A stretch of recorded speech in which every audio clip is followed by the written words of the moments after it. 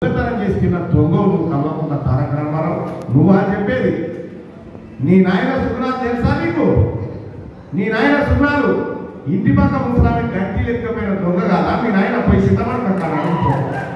సింతమడక కాడున్న రాయచంద్రుడు మీ నాయన ఎందుకు కట్టేసారు అడుగుకో, పోయి చెప్తాడు. మీరా తీర్మానాల గురించి మాట్లాడేది? చదువు చెప్పిన సాయంలో ఎక్కపోయి అమ్ముకున్నాడు కేసీఆర్.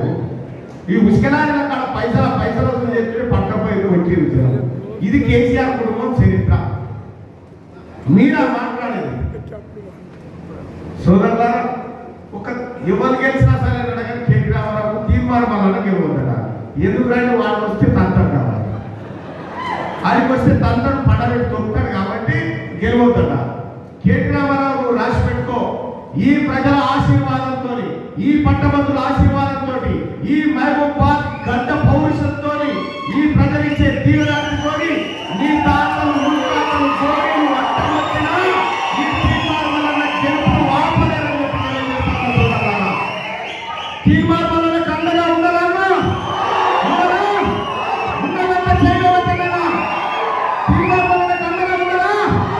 అదే చూడరా రామ, లే రామారావు చూడు, ఈ ప్రజల చూడు, ఈ ప్రజలు చెప్తున్నటువంటి మాట చూడు. తీర్మానం వలన 2021లో ఓడిపోయినా అన్న ఒక్క రోజన్న ప్రజల కోసం కొట్లాడే ఏం చేసినావు? తీర్మానం వలన మీద వందలాది కేసులు పెట్టావు బిడ్డ. నా చిన్న పిల్లలు ఏడాది 2 ఏళ్ళ లోపల నా పిల్లలు డాడీ డాడీ అని 100 రోజులు ఏడుస్తా ఉంటే నన్ను జైల్లో పెట్టినావు, నా ఆఫీస్ మీద దాడులు చేపించినావు, నా మీద హత్యాయత్నాలు చేసినావు.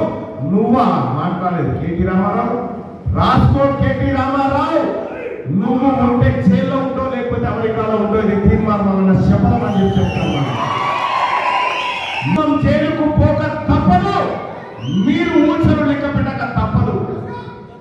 ఇతరాల మొగలు ఫోన్ మాట్లాడుకుంటుంటారా? KT Rama Rao phone tapping case, ఆ ప్రభాకర్ రావని టాస్క్ ఫోర్స్ అని పెట్టుకొని కిడ్నాపులు ఆఖరికి మొన్న ఏం చేశారంటే, మొన్న పోలీసు వాళ్ళు పిలిచిన్నాను, మల్లన్న గారు మీరు ఒకసారి వస్తారా అంటే, దేనికోసం సార్ అంటే, నీ ఫోన్ కూడా ట్యాప్ చేసి ఇచ్చగాడు అని చెప్పేసి ఇదెక్కడ తప్పరు అని చెప్పి నేను పోయి చూస్తే నా ఫోన్ అంతా ట్యాప్ చేసింది. ఏం చేస్తున్నావు ట్యాప్ చేస్తే? తీర్మానం అన్న ఫోన్ చేసినారు, అన్న కడుపులు వస్తుంది, అన్న పేరు అన్న నా బిడ్డగా ఆపరేషన్ ఉంది, ఇవే కదా అవి పోనీ అవి ఇన్న వాళ్ళకి బాగు చేసిన బట్టి అవి కూడా చేయకపోతే ఏమున్నా చీకటి వ్యవహారాలు తప్ప. కేటీ రామారావు పాపం ఆ ముసలాయన మంచోడే ఉన్నాడు. కేసీఆర్ వీడొచ్చి తినబట్టాడు. కేటీఆర్ వీడే రాయరాకుడు, వీళ్ళు ఏ తీట పనులను చేసి ఆ ముసలాన్ని మొత్తం ఏం లేకుండా చేసి పారేసాడు. ఇరుడు కాదు, అయ్యో ఆయన దానిపాళ్ళ ఈడే రూకేసిండా, ఈ రూకేసిండు. వద్దురా శక్తినప్పటిరా గురుకులాడకరా, ఈ శిలర పనులు చేయకరా అయ్యే చెప్తే నన్ను అంటారని గురికేసినట్టు నాకు ముసల రుసులు కూడా తగ్గుతుంది.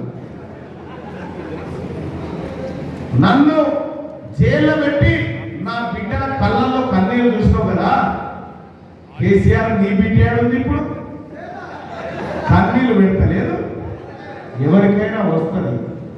నువ్వు అధికారం ఉందని విర్రవీగినావు, నన్ను ఇబ్బంది పెట్టాలనుకున్నావు, ప్రశ్నించే కొన్ని తొక్కాలనుకున్నావు. బిడ్డ, ఇదే తీర్మానం మల్లన్నకు అనేకమైన ఆఫర్లు ఇచ్చినావు, పదవులు ఇస్తాను, నా ఎంపికతో సమానం అవ్వాలని చెప్పిన నీకు గద్దె దించుతానా దించిన.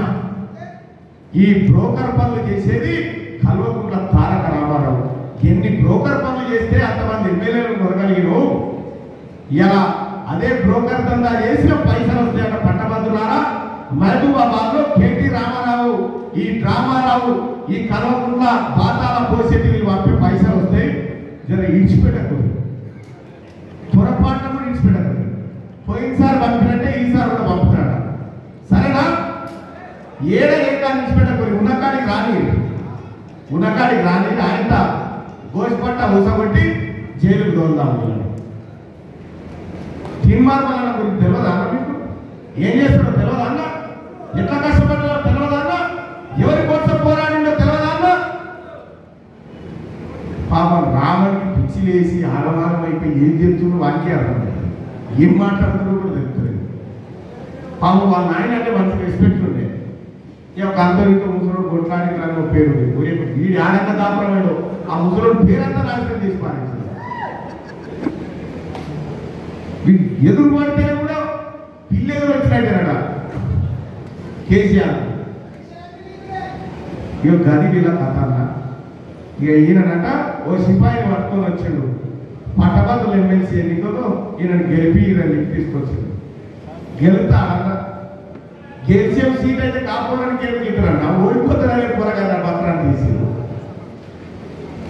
ప్రజలారా ఈసారి గెలిచేది మహబూబాబాద్ పట్టభద్రులు గెలవబోతా ఉన్నారు. మీ తమ్ముడు గెలవబోతా ఉన్నాడు. మీ సోదరులు గెలవబోతా ఉన్నాడు. మీ ఆశయాలు గెలవబోతా ఉన్నాయి అన్న. ఒకసారి